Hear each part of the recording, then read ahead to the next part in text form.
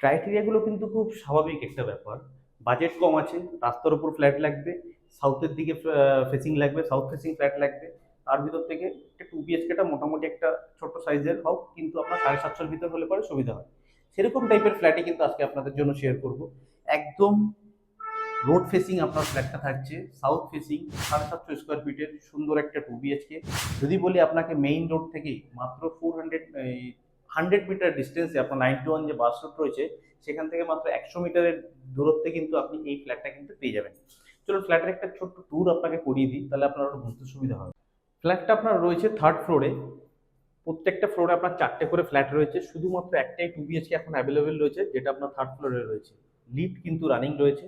এবার আপনাকে বলছি, এইটা 3rd ফ্লোরে রয়েছে, তবে এটা কিন্তু আপনার টপ ফ্লোরই, কারণ হচ্ছে লিগাল ফ্ল্যাট, তাই G+3 কিন্তু পারমিশন ছিল, G+3 হয়েছে। তো পেপার ওয়ার্ক নিয়ে কোনো সমস্যা আপনার থাকবে না। এটা হচ্ছে আপনার লিভিং কাম ডাইনিং এরিয়া।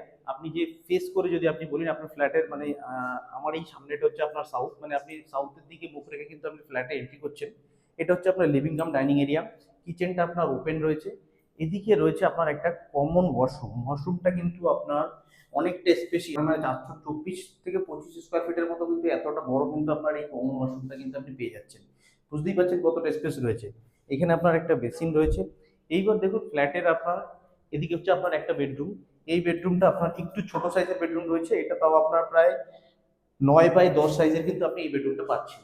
এর জানলাটাও আপনার কিন্তু সাউথের দিকে রয়েছে। তার পাশেই রয়েছে আপনার মাস্টার বেডরুম। মানে স্পেসটা কিন্তু আপনার ছোট্টর মধ্যে একটা ছোট্ট ফ্যামিলির জন্য, মানে খুবই হাজবেন্ড ওয়াইফ, বাবা মা, তাদের জন্য কিন্তু একটা সুন্দর একটা ফ্ল্যাট কিন্তু এটা হতে চলেছে। এটা হচ্ছে আপনার মাস্টার বেডরুম। ক্রস উইন্ডো রয়েছে, ভেন্টিলেশনের জন্য খুবই ভালো। একটা আপনার একটা ওয়াশরুম পেয়ে যাচ্ছেন। ওয়াশরুমটাও কিন্তু আপনার মোটামুটি একটা স্পেশিয়াস একটা ওয়াশরুম কিন্তু আপনি পাচ্ছেন। এর সাথে রয়েছে ব্যালকনি একটা। এবার ব্যালকনিটা হচ্ছে আপনার রোড ফেসিং। ব্যালকনিটাতে আপনার অনেকটা স্পেস আপনি পাচ্ছেন। আর যেহেতু আপনি 3rd ফ্লোরে রয়েছেন, পুরো এরিয়াটা কিন্তু আপনার কিন্তু একটা খোলামেলা একটা পরিবেশ কিন্তু আপনি অনুভব করবেন। এই যে যে রাস্তাটা আপনি দেখতে পাচ্ছেন আপনার ফ্ল্যাটের সামনে নিচের যে রাস্তাটা, এই রাস্তাটা জাস্ট 100 মিটার হেঁটে গেলে আপনার হচ্ছে আপনার 91 বাস রুট। এই রোডটা থেকে আপনি যদি বাদিকে যান, তাহলে আপনার রেকজোয়ানি বাস স্ট্যান্ডে, মানে আপনার চৌমাথার দিকে চলে যাচ্ছেন। রেকজোয়ানি, কিংবা আমি যদি আপনাকে প্রপার লোকেশনটা বলি, রাজারহাট পুলিশ স্টেশন থেকে মাত্র 600 মিটারের ডিস্টেন্সে কিন্তু আপনার এই ফ্ল্যাটটা রয়েছে। আর যদি রেকজোয়ানি বলি কিংবা চৌমাথা বলি, রাজারহাট চৌমাথাটা রয়েছে, ওখান থেকে মাত্র 900 মিটারের ডিস্টেন্সে কিন্তু আপনি এই 2 BHK কিন্তু পেয়ে যাবেন।